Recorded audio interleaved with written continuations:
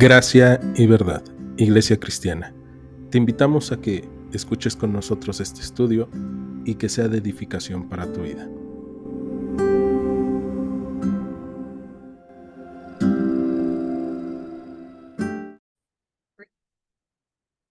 Pues bien, entonces vamos a comenzar el capítulo 21 del libro de Números. Y algo que hemos estado viendo desde el principio en el libro de Números es que el libro en sí no se llama Números en hebreo, sino se llama el libro o en el desierto, ¿no? Cuando empieza el libro de Números en el capítulo 1, la primera frase que se encuentra en el hebreo es en el desierto. Y entonces vemos que Dios está caminando con el pueblo de Israel en el desierto, en un momento duro, en un momento difícil, en un momento en donde el pueblo de Israel podía llegar a sentirse solo, donde podía llegar a sentir que no había soluciones. Dios está ahí con ellos y no los deja. Hemos visto cómo Dios les provee de comida, hemos visto cómo Dios les provee de vestido, cómo les provee de sustento, cómo les provee de agua, ¿no? Cuando el pueblo de Israel tiene hambre, Dios envía para ellos el maná, el cual desciende todos los días y todos los días pueden comer maná fresco de diferentes formas. Cuando el pueblo de Israel tiene sed, Dios permite que ellos vean cómo fluye agua sobre la peña o sobre la roca. Cuando ellos han tenido necesidad de sombra en medio del calor abrasante, Dios les ha provisto su presencia en forma de nube. Cuando el pueblo ha tenido frío en medio de los inviernos gélidos y duros, Dios ha mandado su columna de fuego en medio de ellos en las noches. Entonces, Dios ha estado con el pueblo de Israel durante todo el libro de Números. Y lo que hemos caminado en los capítulos anteriores hasta el capítulo 20 es a un Dios que aún a pesar del pecado del pueblo continúa sosteniéndoles.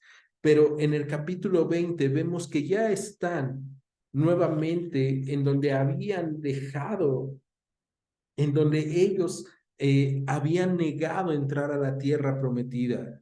Y ahora en el capítulo 21 vamos a encontrarnos con una nueva realidad. Ya no solamente han muerto gran parte de la generación, o casi todos los de la generación que Dios les había dicho, ninguno de ustedes entrará, entrarán sus hijos, y entre ellos ha muerto Aarón, el sumo sacerdote. Entonces es una nueva etapa porque tenemos un nuevo sumo sacerdote, porque tenemos una nueva oportunidad de obedecer a Dios, y es una nueva generación. Y ahí es donde entra el libro de Números, capítulo 21. Y vamos para allá. Versículo 1.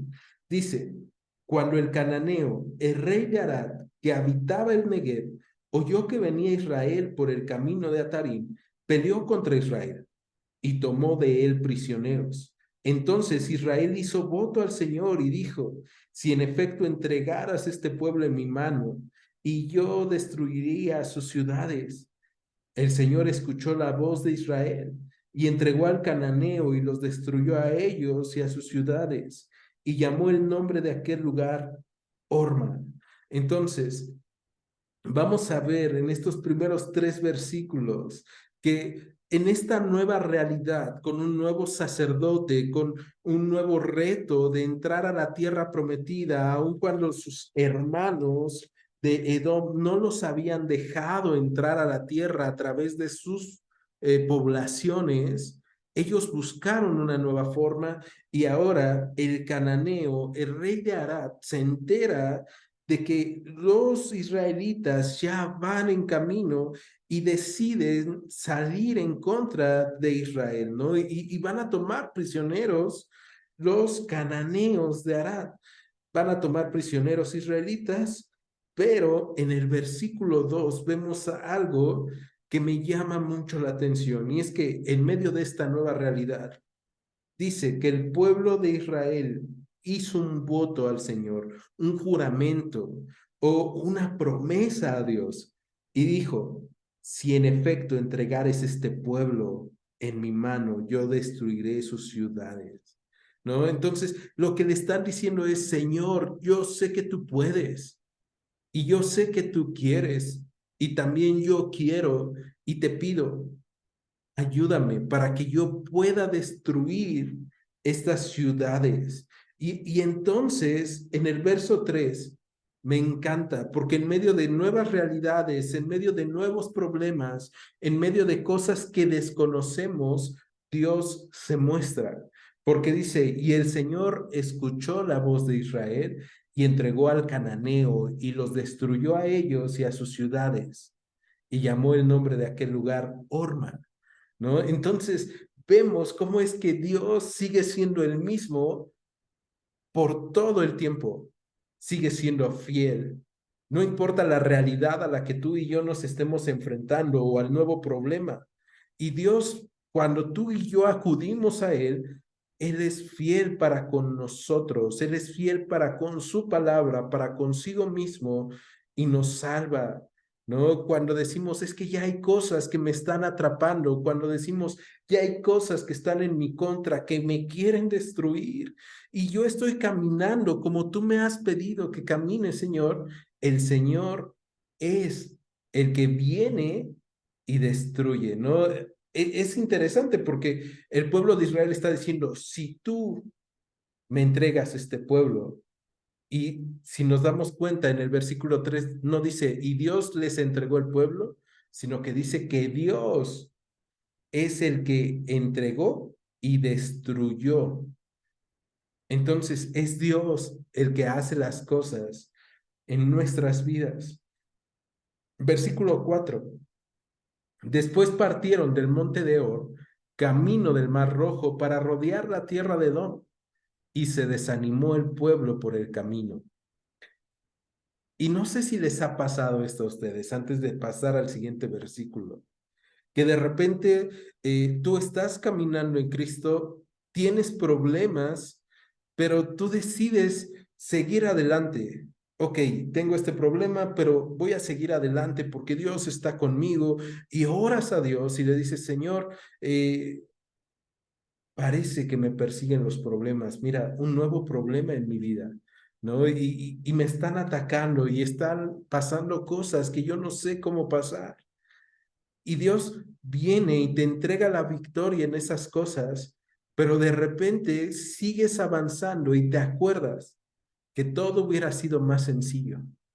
Si Dios, en lugar de permitirte seguir adelante, hubiera abierto un espacio y te hubiera dejado entrar de la manera sencilla, de la manera en la que tú crees que podría haber sido sencillo. Y eso es lo que está pasando con el pueblo de Israel. El pueblo de Israel está pensando, no puede ser posible que nosotros no hayamos podido pasar por la tierra de Edom. No hubiera sido más sencillo, no nos hubieran atacado los de Arad, no nos hubieran atacado los cananeos. Y entonces en el versículo 4 vemos que el pueblo se desanima y es normal de repente en la vida del creyente voltear, ver ese tipo de situaciones que se nos hacen injustas y desanimarnos. Pero lo que no es normal es que en medio de nuestro desánimo no volteemos a ver a Dios y veamos todas y cada una de las cosas buenas que Él nos ha dado, sino que volteemos y veamos cosas que nosotros decimos, es que eso es malo, eso es injusto y Dios me ha tratado mal. Y eso es lo que va a pasar en el versículo 5. Acompáñame. Entonces, verso 5 del capítulo 21 del libro de Números dice que habló el pueblo contra Dios y contra Moisés. ¿Por qué nos hiciste subir de Egipto para que muramos en este desierto? Pues no hay pan ni agua y nuestra alma tiene fastidio de este pan tan liviano. ¿No? Entonces, vemos que el pueblo de Israel vuelve a tener queja en contra de Dios y la queja que tiene en contra de Dios es una queja injustificada. Ellos acaban de ver que la peña fue golpeada y salió agua fresca para todo el pueblo, para sus rebaños, y ellos en este momento están desanimados y están diciendo incoherencias. No tenemos agua, no tenemos comida, no tenemos vestido. Y muchas veces cuando tú y yo estamos desanimados, cuando tú y yo estamos deprimidos, solemos pensar lo mismo que el pueblo de Israel. Es que Dios no me ha dado. Es que yo no tengo la bendición que tiene otro. Es que yo no tengo todo lo bueno que otros han tenido. Y Dios sabe que Él nos ha sostenido y Dios nos ha guardado, pero nosotros quisiéramos tener más. Y tan es así que el pueblo de Israel se queja del maná y dice, nuestra alma tiene fastidio de este pan tan liviano. ¿No? A veces decimos cada cosa y decimos, es que ya estoy harto, o sea, sí, ya frijoles, pero ya estoy harto de los frijoles que siempre Dios me da, ¿no? O ya estoy harto de decir, sí, pero tengo salud porque Dios es bueno. Y ahí está el pueblo de Israel murmurando, quejándose en contra de Dios, en contra de Moisés. Y en el verso 6 vemos la respuesta de Dios. En otro tiempo, Dios hubiera dado una advertencia. Esta nueva generación, por cierto, está haciendo algo que ha heredado de la antigua generación, algo que heredó de aquellos que vieron caminar en el desierto. ¿Qué es lo que pasa cuando nos desanimamos? Nos quejamos, ¿no? Entonces, el pueblo de Israel debe de ser corregido. El pueblo de Israel debe de entender que cuando anda bajo la guía de Dios, debe de ir a Dios, no a quejarse solamente, sino a poner en sus manos todo lo que tenía. No era la falta de recursos lo que realmente tenía Israel así, era lo que tenía en su corazón. Su corazón se había desanimado, su corazón se había apesadumbrado. Y entonces el pueblo de Israel lo que tenía que hacer era ir y entregar su desánimo a Dios y decirle, Señor, estoy desanimado. Señor, estoy pensando esto. No ir y quejarse. Y entonces, verso 6 dice que el Señor envió entre el pueblo serpientes ardientes que mordían al pueblo y murió mucho pueblo de Israel. Entonces viene de parte de Dios muchas serpientes que el libro de Números recalca ardientes, ¿no? Muchos comentaristas hablan de que probablemente ardía mucho, dolía mucho la mordedura de esta serpiente, pero también la palabra ardiente en hebreo es la palabra será, que habla de algo que nosotros hemos escuchado en algún momento, que es serafín. Entonces se habla de un tipo de ángeles y debemos recordar que los ángeles traen un mensaje de parte de Dios, son mensajeros. Eso significa ángel, ¿no? Y vi un ángel, vi un mensajero. Entonces, lo que están haciendo las serpientes es traer un mensaje de parte de Dios al pueblo. Y ese mensaje es, si continúas haciendo las cosas a tu manera, va a venir juicio y muerte a tu vida. Si no lo has aprendido por la vieja forma en cómo vivías, si no lo has aprendido por la generación pasada de tus padres, ahora lo debes de aprender en propia carne. Y es que a esta nueva generación, Dios le está permitiendo el ver que la muerte también viene a ellos a causa de lo que han hecho mal. Y por eso en el versículo 7 vemos que dice que entonces el pueblo vino a Moisés y dijo, hemos pecado por haber hablado en contra del Señor y contra ti. Ruega al Señor que quite de nosotros estas serpientes. Y Moisés oró por el pueblo. Y el Señor dijo a Moisés, hazte una serpiente ardiente y ponla sobre un asta, y cualquiera que fuera mordido y mirare a ella, vivirá, ¿no? Entonces, vemos cómo el pueblo, después de haberse quejado, después de haber murmurado por el desánimo que había en su corazón, al ver la consecuencia de su queja, de su murmuración, van con Moisés y reconocen. Y esa parte es buena y esa parte es interesante e importante para nosotros, porque necesitamos ver que cuando tú y yo nos equivocamos y no entregamos nuestro corazón a Dios en este nuevo tiempo en el cual tú y yo estamos caminando con Él, en el cual tú y yo ya le hemos dicho, Señor, yo te quiero seguir, yo quiero caminar sobre tus huellas, sobre esas pisadas que ya has marcado, y de repente nuestro corazón se desanima y comenzamos a quejarnos, podemos vivir la consecuencia de nuestro pecado, pero también podemos arrepentirnos. Y el pueblo de Israel se arrepiente, va con Moisés y le dice, hemos pecado, hemos fallado, hemos hecho mal. Y eso es algo que tú y yo debemos de aprender. Cuando Dios nos ha dado una victoria en nuestras vidas en contra del pecado, en contra de la tentación. No significa que tú y yo ya hemos vencido todo lo que hay en este mundo. Significa que Dios ha sido bueno con nosotros y que más adelante vamos a tener nuevamente que recurrir a Él en medio de nuestras dificultades y en medio de nuestras necesidades. Y cuando haya desánimo en nuestros corazones, debemos de ser honestos con el Señor. El pueblo de Israel entonces va con Moisés y pide que ore.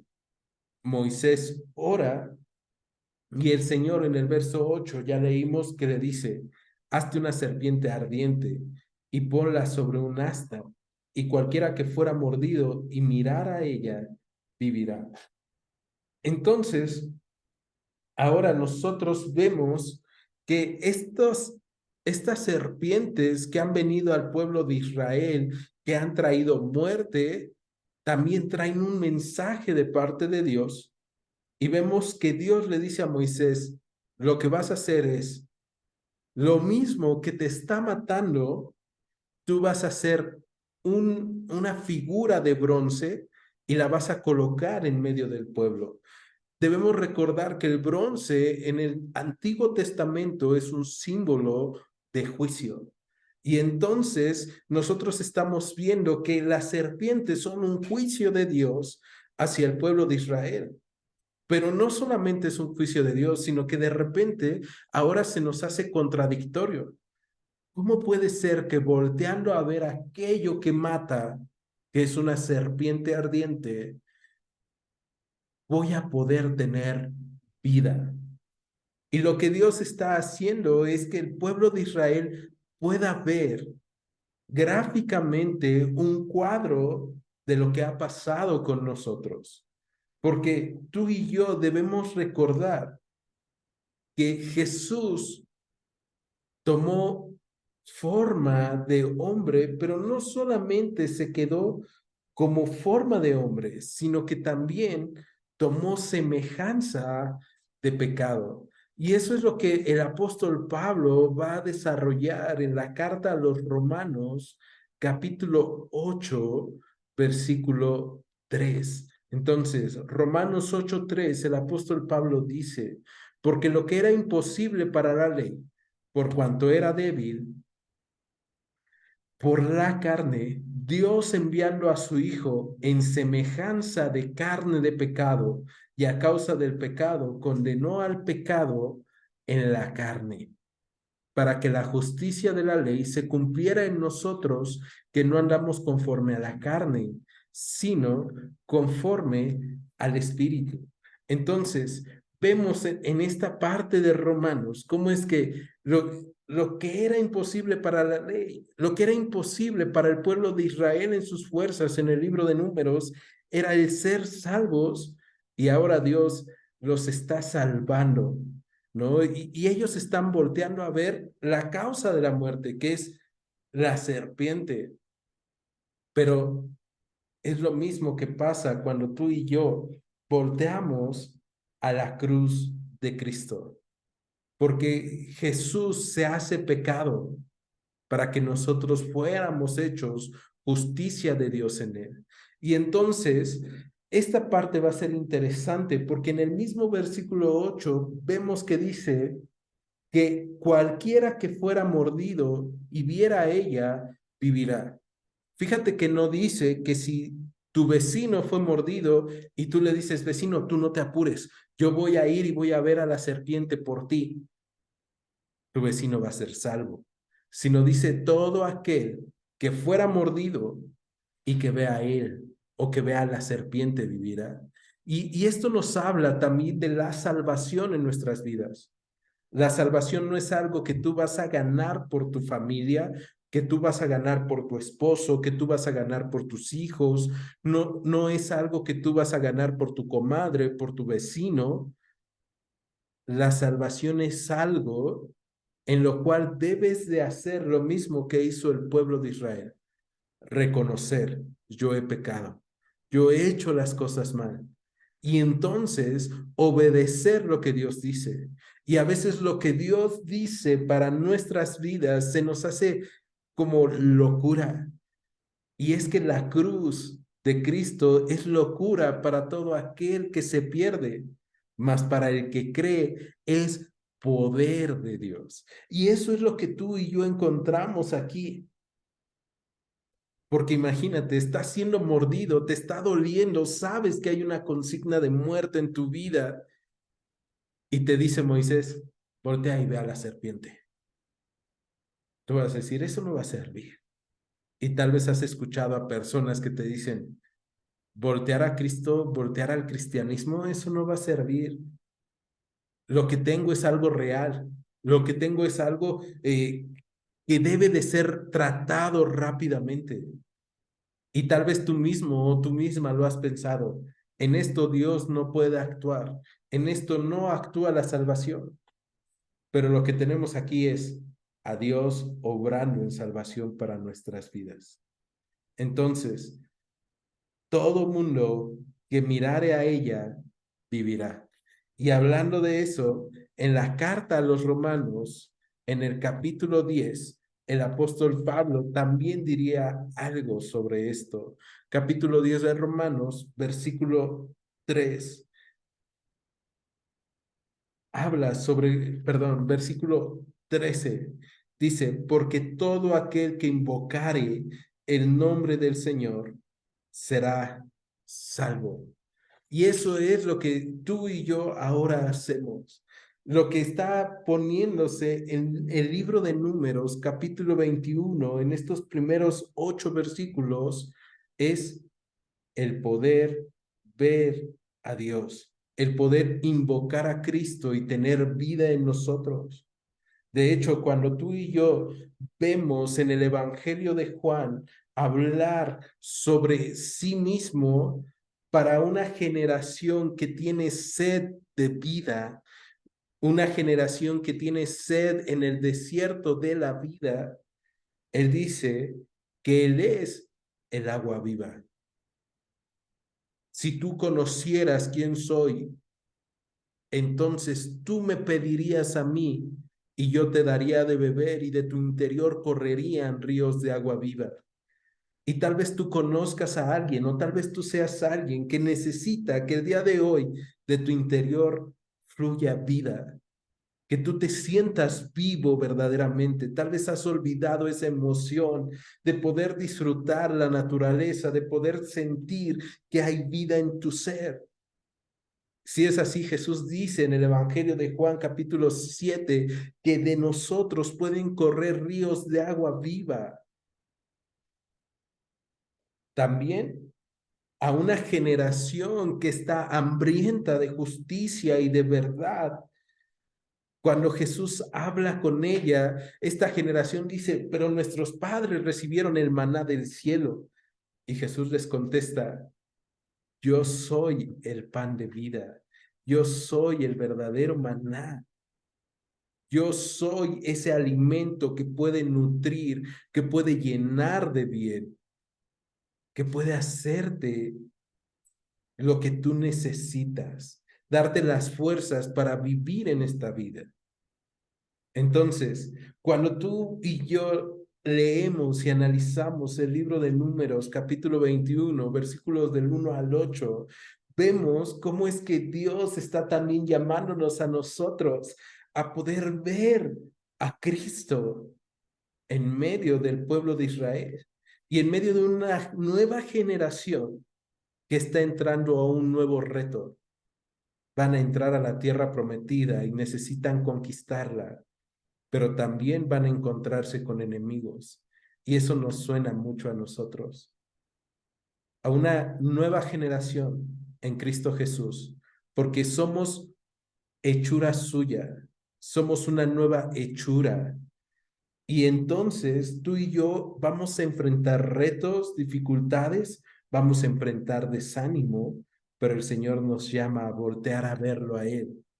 Si en algún momento tú no volteas a ver a Él, sino que tú dices, yo me creo sabio, yo creo que yo puedo solo, lo que va a pasar es que la serpiente te va a morder y vas a morir irremediablemente.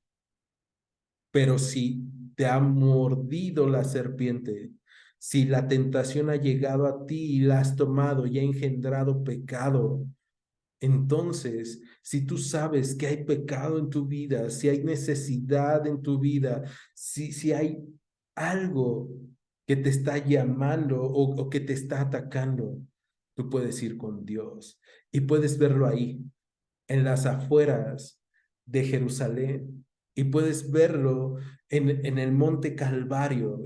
Ahí puedes ir a ver la cruz de Cristo y puedes verlo cargando el peso de los pecados, el acta de los decretos que era contraria a nosotros. Y puedes ver cómo lo que está siendo clavado ahí en la figura de Cristo es esa acta que nos era contraria. Y Jesús lo ha clavado y lo ha vencido. Y el día de hoy, cuando tú y yo volteamos y vemos ahí, vemos victoria y vemos esperanza y vemos vida y vemos frescura en la obra de Cristo, y podemos descansar en ello. Y podemos descansar en que Él está con nosotros. Y entonces llevamos nuestro desánimo a la cruz, llenamos nuestros problemas a la cruz, llevamos nuestra necesidad a la cruz. Y entonces, al ver Cristo como aquel que veía la serpiente, vives, tú y yo vivimos al ver la cruz. Libro de Juan, capítulo 3.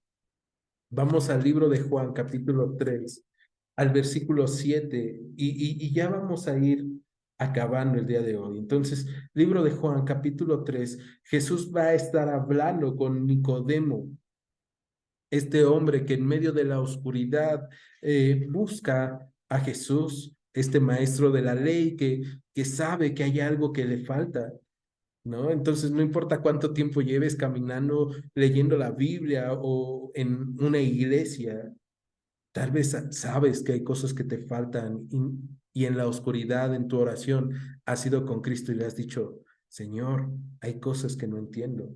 Y entonces Jesús habla con Nicodemo y en el versículo 5 le dice, de cierto te digo, el que no naciere de agua y del Espíritu no puede entrar en el reino de Dios.